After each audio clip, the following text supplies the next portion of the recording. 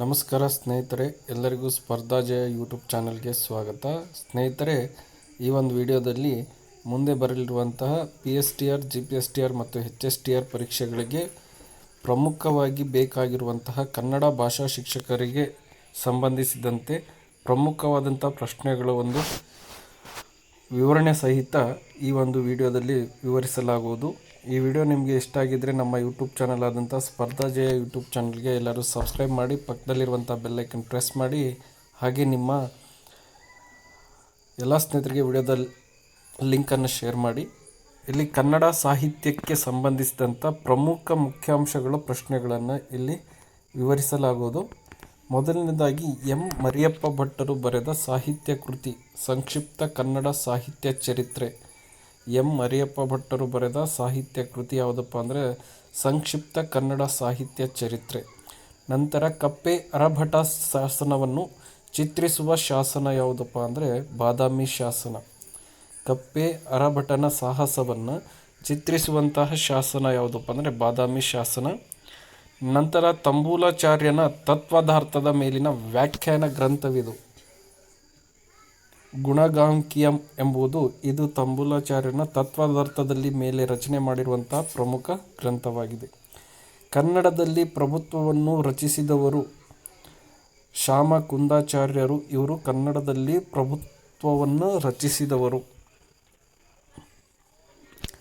ರಾಮಚಂದ್ರ ಚರಿತ ಪುರಾಣಂ ಕೃತಿಗಿರುವ ಮತ್ತೊಂದು ಹೆಸರು ಏನಪ್ಪ ಅಂದರೆ ಪಂಪ ರಾಮಾಯಣ.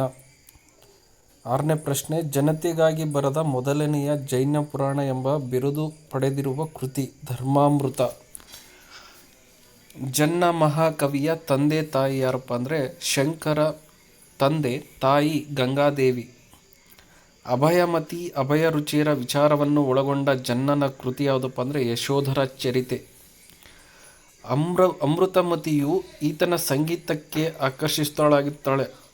ಅಷ್ಟವಂಕ ಎಂಬ ಮಾವುತನ ಒಂದು ಪ್ರೀತಿಗೆ ಆಕರ್ಷಿತಳಾಗ್ತಾಳೆ. ಆಂಡಯ್ಯ ಕವಿಯ ಆಶ್ರಯದಾತ ಯಾರು? ಕಾಮದೇವ. ಆಂಡಯ್ಯ ಕವಿಯ ಆಶ್ರಯದಾತ ಕಾಮದೇವ. ನಂತರ ಸೊಬಗಿನ ಸುಗ್ಗಿ, ಮದನ ವಿಜಯ ಎಂಬ ಹೆಸರುಗಳಿಂದ ಕರೆಯಲ್ಪಡುವ ಆಂಡಯ್ಯನ ಕೃತಿ ಯಾವುದಪ್ಪ ಅಂದರೆ ಕಬ್ಬಿಗರ ಕಾವಂ. ಇದು ಆಂಡಯ್ಯ ಬರೆದ ಶೃಂಗಾರಮಯ ಖಂಡಕಾವ್ಯ. ಕಬ್ಬಿಗರ ಕಾವ್ಯ ಅನ್ನೋದು ಆಂಡಯ್ಯ ಬರೆದ ಶೃಂಗಾರಮಯವಾದಂತಹ ಖಂಡಕಾವ್ಯವಾಗಿದೆ. ನೇಮಿಚಂದ್ರ ಬರೆದ ಚಂಪು ಕಾವ್ಯವಿದು. ನೇಮಿನಾಥ ಪುರಾಣ ಮತ್ತು ಲೀಲಾವತಿ ಪ್ರಬಂಧಂ. ಇದು ನೇಮಿಚಂದ್ರ ಬರೆದಿರುವಂಥ ಚಂಪು ಕಾವ್ಯ ಅಂತ ಕೇಳಿದರೆ ನೇಮಿನಾಥ ಪುರಾಣ ಅಥವಾ ಲೀಲಾವತಿ ಪ್ರಬಂಧ ಅನ್ನೋದು. ನಂತರ ಲೀಲಾವತಿ ಪ್ರಬಂಧ ಪ್ರೌಢಕಾವ್ಯ ಒಳಗೊಂಡಿರುವ ಆಶ್ವಾಸಗಳ ಸಂಖ್ಯೆ ಎಷ್ಟು ಅಂದರೆ 14. ಕವಿ ರುದ್ರಭಟ್ಟನ ಆಶ್ರಯದಾತ.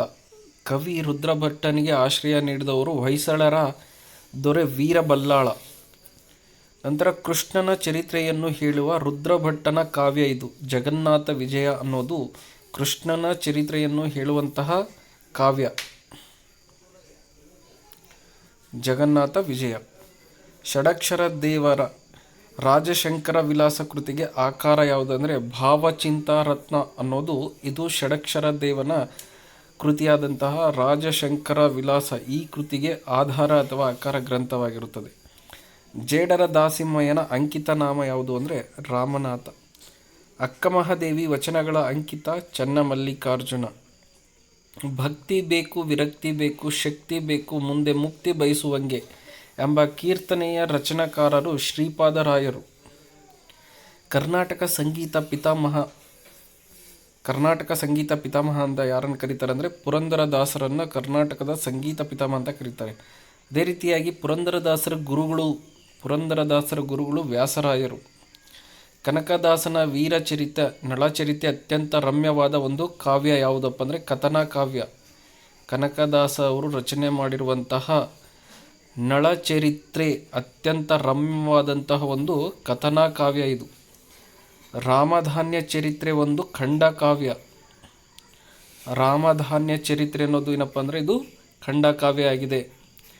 ವಾದಿರಾಜರು ಬರೆದ ವೈಕುಂಠ ವರ್ಣನೆ ಕೃತಿಗಿರುವ ಮತ್ತೊಂದು ಹೆಸರು ವಾದಿರಾಜರವರು ರಚನೆ ಮಾಡಿರುವಂತಹ ವೈಕುಂಠ ವರ್ಣನೆ ಎಂಬ ಕೃತಿಗೆ ಮತ್ತೊಂದು ಹೆಸರಿದೆ. ಅದು ಏನಂದರೆ ತತ್ವಸಾರದ ಸೊಬಗಿನ ಸೋನೆ. ಕೆಂಪು ನಾರಾಯಣ ಮುದ್ರ ಮಂಜುಷ ಕೃತಿಗೆ ಮೂಲಾಧಾರ ಯಾವುದಪ್ಪ ಅಂದರೆ ವಿಶಾಖದತ್ತನ ಮುದ್ರ ರಾಕ್ಷಸ ಎಂಬ ಕೃತಿ. ಮುದ್ದಣ್ಣನ ಪೂರ್ಣ ಹೆಸರೇನಪ್ಪ ಅಂದರೆ ಲಕ್ಷ್ಮೀನಾರಾಯಣ. ಲಕ್ಷ್ಮೀನಾರಾಯಣಪ್ಪ ಅನ್ನೋದು ಮುದ್ದಣ್ಣನ ಪೂರ್ಣ ಹೆಸರಾಗಿದೆ. ಮುದ್ದಣ್ಣ ರಚಿಸಿದ ಯಕ್ಷಗಾನ ಕೃತಿಗಳು ರತ್ನಾವತಿ ಕಲ್ಯಾಣ, ಕುಮಾರ ವಿಜಯ. ಮುದ್ದಣ್ಣ ಬರೆದ ಶ್ರೀರಾಮ ಪಟ್ಟಾಭಿಷೇಕ ಪದ್ಯಕಾವ್ಯದ ಛಂದಸ್ಸು. ಮುದ್ದಣ್ಣನು ಬರೆದಂಥ ಶ್ರೀರಾಮ ಪಟ್ಟಾಭಿಷೇಕ ಪದ್ಯಕಾವ್ಯದ ಛಂದಸ್ಸು ವಾರ್ಧಕ ಷಟ್ಪದಿಯದಲ್ಲಿ. ಷಟ್ಪದಿಗಳು ಎಷ್ಟಿದಾವಪ್ಪ ಅಂದರೆ 6: ಶರ, ಕುಸುಮ, ಭೋಗ, ಭಾಮಿನಿ, ವಾರ್ಧಕ, ಪರಿವರ್ಧಿನಿ. ಅದರಲ್ಲಿ ಮುದ್ದಣ್ಣ ಬರೆದಿರುವಂತಹ ಶ್ರೀರಾಮ ಪಟ್ಟಾಭಿಷೇಕ ಪದ್ಯಕಾವ್ಯ ಯಾವುದಪ್ಪ ಅಂದರೆ ವಾರ್ಧಕ ಷಟ್ಪದಿಯಲ್ಲಿ ರಚನೆ ಮಾಡಿದ್ದಾನೆ. ಅರುಣೋದಯ ಆಂಗ್ಲ ಕನ್ನಡ ಸಚಿತ್ರ ಮಾಸಪತ್ರಿಕೆ ನಡೆಸುತ್ತಿದ್ದವರು BH ರೈಸ್ ಅವರು. ಪ್ರಕಾವ್ಯ ಮಾಲಿಕೆ ಕೃತಿಯ ಕರ್ತೃ WG ವರ್ತ್. ಪ್ರಕಾವ್ಯ ಮಾಲಿಕೆಯ ಕೃತಿಯ ಒಂದು ಕರ್ತೃ WG ವರ್ತ್ ಅವರು. ಯಾತ್ರಿಕನ ಸಂಚಾರ ಕೃತಿಯ ಕರ್ತೃ ಹರ್ಮನ್ ಮೋಗ್ಲಿ. ಯಾತ್ರಿಕನ ಸಂಚಾರ ಕೃತಿಯ ಕರ್ತೃ ಇವರು ಹರ್ಮನ್ ಮೋಗ್ಲಿ. ಸ್ನೇಹಿತರೆ, ಇದೆಲ್ಲ ಏನಪ್ಪ ಅಂದರೆ HSTR ಕನ್ನಡ ಭಾಷಾ ಶಿಕ್ಷಕರಿಗೆ ಯಾರೆಲ್ಲ ತಯಾರಿ ನಡೆಸ್ತಿದ್ದೀರೋ ಅವರಿಗೆ ಉಪಯುಕ್ತವಾಗುವಂತಹ ಪ್ರಮುಖ ಕನ್ನಡ ಸಾಹಿತ್ಯದ ಮೇಲೆ ಬರುವಂಥ ಪ್ರಮುಖ ಪ್ರಶ್ನೆಗಳ ಒಂದು ವಿವರಣೆಯಾಗಿದೆ. ಈ ಒಂದು ಪ್ರಶ್ನೆಗಳು 100ಕ್ಕೆ 100 ಬರುವಂತಹ ಸಾಧ್ಯತೆ ಇದೆ. ಹಾಗಾಗಿ ಈ ಒಂದು ವಿಡಿಯೋನು ಎಲ್ಲರೂ ಕೊನೆಯವರೆಗೆ ನೋಡಿ, ಹಾಗೆ ನಿಮ್ಮ ಸ್ನೇಹಿತರಿಗೆ ವಿಡಿಯೋದ ಲಿಂಕ್ ಶೇರ್ ಮಾಡಿ. ಇದೇ ರೀತಿಯಾದಂತಹ ವಿಡಿಯೋ ಸರಣಿಗಳು ನಮ್ಮ ಯೂಟ್ಯೂಬ್ ಚಾನಲ್ನಲ್ಲಿ ಪ್ರತಿನಿತ್ಯ ನಿಮಗಾಗಿ ಈ ಒಂದು ವಿಡಿಯೋವನ್ನು ಮಾಡಲಾಗುವುದು. ಎಲ್ಲರೂ ಆದಷ್ಟು ನಮ್ಮ ಯೂಟ್ಯೂಬ್ ಚಾನಲನ್ನು ಸಬ್ಸ್ಕ್ರೈಬ್ ಮಾಡಿ, ಪಕ್ಕದಲ್ಲಿರುವಂಥ ಬೆಲ್ಲೈಕನ್ ಪ್ರೆಸ್ ಮಾಡಿ, ಹಾಗೆ ನಿಮ್ಮ ಎಲ್ಲ ಸ್ನೇಹಿತರಿಗೆ ವಿಡಿಯೋದ ಲಿಂಕ್ ಶೇರ್ ಮಾಡಿ. 33ನೇ ಪ್ರಶ್ನೆ ನೋಡೋದಾದರೆ ಶಬ್ದಾನುಶಾಸನ ಕೃತಿಯ ಕರ್ತೃ ಭಟ್ಟಕಳಂಕ. ಭಟ್ಟಕಳಂಕ ಇದು ರಚನೆ ಮಾಡಿರೋದು ಶಬ್ದಾನುಶಾಸನ. ಜವನಿಗೆಯೋ ಒನಕೆವಾಡಿಯು ಅಥವಾ ಕನ್ನಡ ನಾಡಿನಲ್ಲಿ ಜನಪ್ರಿಯವಾದಂಥ ಸೈಗೊಟ್ಟ ಶಿವಮಾರನ ಕೃತಿ ಗಜಾಷ್ಟಕ.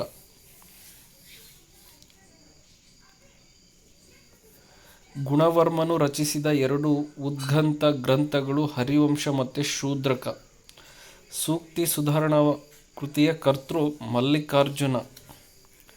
ಮುಂದಿನ ಪ್ರಶ್ನೆ, ಕಾವ್ಯಸಾರ ಎಂಬ ಹೆಸರು ಪಡೆದಿರುವ ಮಲ್ಲಿಕಾರ್ಜುನನ ಕೃತಿ ಸೂಕ್ತಿ ಸುಧಾರಣವ. ಕಾವ್ಯಸಾರ ಎಂಬ ಹೆಸರು ಪಡೆದಿರುವಂತಹ ಮಲ್ಲಿಕಾರ್ಜುನ ರಚನೆ ಮಾಡಿರುವಂಥ ಕೃತಿ ಯಾವುದು? ಸೂಕ್ತಿ ಸುಧಾರಣವಂತ. ಕೇಶಿರಾಜನ ಸೋದರ ಮಾವ ಯಾರಪ್ಪ ಅಂದರೆ ಜನ್ನ. ಶಬ್ದಮಣಿ ದರ್ಪಣಂ ಎಂಬ ಹಳಗನ್ನಡ ವ್ಯಾಕರಣ ಗ್ರಂಥ ಕರ್ತೃ ಕೇಶಿರಾಜ.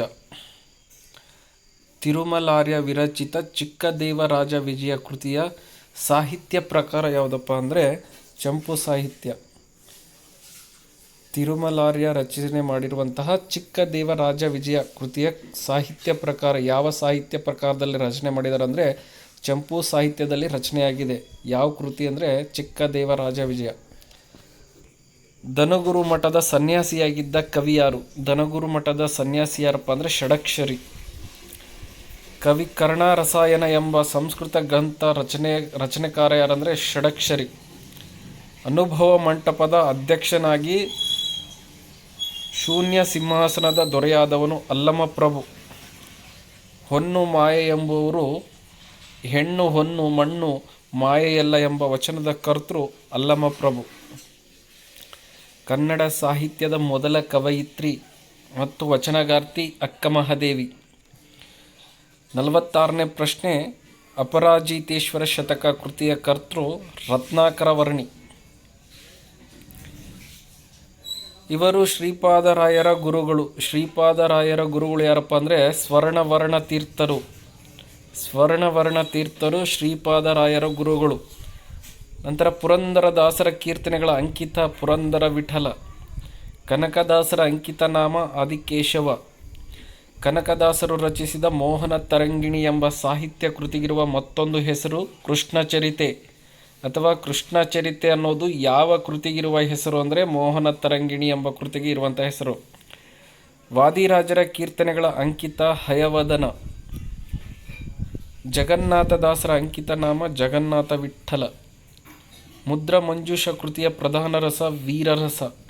ಅಂದರೆ ಮುದ್ರಾ ಮಂಜೂಷ ಅನ್ನೋ ಒಂದು ಕೃತಿ ಪ್ರಧಾನವಾಗಿ ಯಾವ ರಸವನ್ನು ಒಳಗೊಂಡಿದೆ ಅಂದರೆ ವೀರರಸವನ್ನು ಒಳಗೊಂಡಿರುವಂತಹ ಕೃತಿ. ಸಿಂಗಾರಾರ್ಯ ಬರೆದ ಕನ್ನಡದ ಮೊತ್ತ ಮೊದಲ ನಾಟಕ ಮಿತ್ರವಿಂದ ಗೋವಿಂದ. ಭಾರತೀಯರಲ್ಲಿ ಮೊದಲು ನವೋದಯ ಆರಂಭವಾದದ್ದು ಬಂಗಾಳದಲ್ಲಿ. ಭಾರತೀಯರಲ್ಲೇ ಮೊದಲು ನವೋದಯ ಆರಂಭವಾದದ್ದು ಎಲ್ಲಿಂದ ಅಂದರೆ ಬಂಗಾಳದಲ್ಲಿ. ಕಥನಾ ಕಾವ್ಯಕ್ಕಿರುವ ಇಂಗ್ಲೀಷಿನ ಸಂವಾದಿ ಪದ ಯಾವುದು ಅಂದರೆ ಬ್ಯಾಲೆಡ್. ಬ್ಯಾಲೆಡ್ ಅನ್ನೋದು ಇದು ಕಥನಾ ಕವನಕ್ಕಿರುವ ಇಂಗ್ಲೀಷಿನ ಸಂವಾದಿ ಪದ. ಕಥನಾ ಕವನ ರಚಿಸಿದ ಆಂಗ್ಲ ಕವಿಗಳಲ್ಲಿ ಮೊದಲಿಗ ಕ್ಯಾಂಟಂಬರಿ ಟೇಲ್ ಅನ್ನೋನು ಇದೂನು ಕಥನಾ ಕವನವನ್ನು ಮೊದಲ ಬಾರಿ ಇಂಗ್ಲೀಷ್ನಲ್ಲಿ ರಚನೆ ಮಾಡೋದಂತ. ಮಾಸ್ತಿಯವರು ರಚಿಸಿದ ಕಥನಾ ಕವನವಿದು. ಮಾಸ್ತಿ ವೆಂಕಟೇಶ್ ಅಯ್ಯರ್ ಅವರು ರಚನೆ ಮಾಡಿದಂತಹ ಒಂದು ಕಥನಾ ಕವನ ಯಾವುದಪ್ಪ ಅಂದರೆ ನವರಾತ್ರಿ.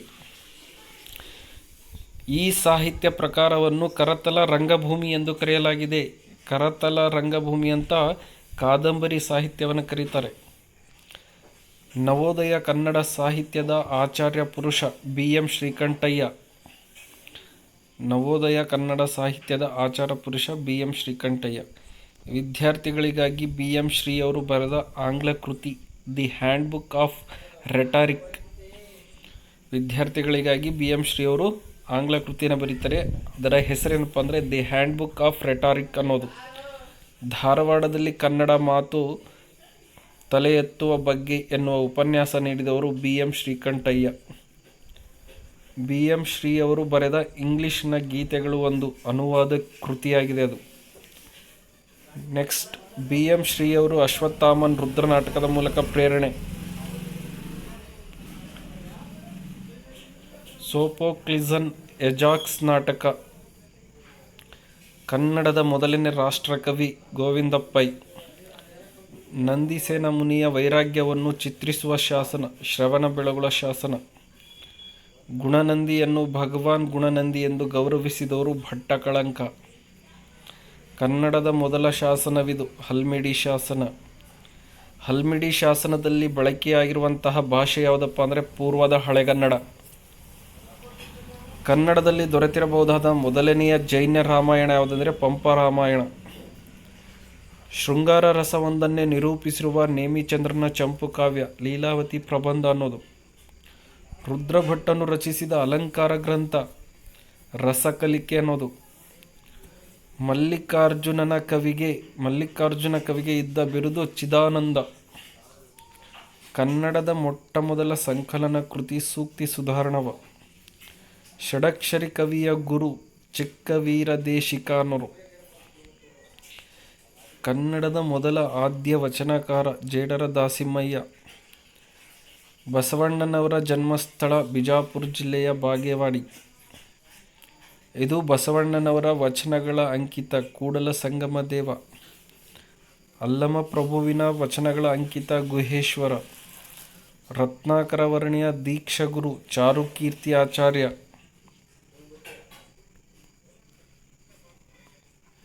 ಉಂಡುಪವಾಸಿ ಬಳಸಿ ಬ್ರಹ್ಮಚಾರಿ ಎಂಬ ಹೇಳಿಕೆ ರತ್ನಾಕರ ವರ್ಣಿಯ ಈ ಕೃತಿಯಲ್ಲಿ ನೋಡಬಹುದು. ಭರತೇಶ ವೈಭವದಲ್ಲಿ ಉಂಡುಪವಾಸಿ ಬಳಸಿ ಬ್ರಹ್ಮಚಾರಿ. ಶ್ರೀಪಾದರಾಯರ ಕೀರ್ತನೆಗಳ ಅಂಕಿತ ರಂಗವಿಠಲ. 83ನೇ ಪ್ರಶ್ನೆ. ದಾಸರೆಂದರೆ ಪುರಂದರ ದಾಸರಯ್ಯ ಎಂದು ತನ್ನ ಗುರುವಿನಿಂದ ಹೊಗಳಿಸಿಕೊಂಡವರು ಪುರಂದರದಾಸರು.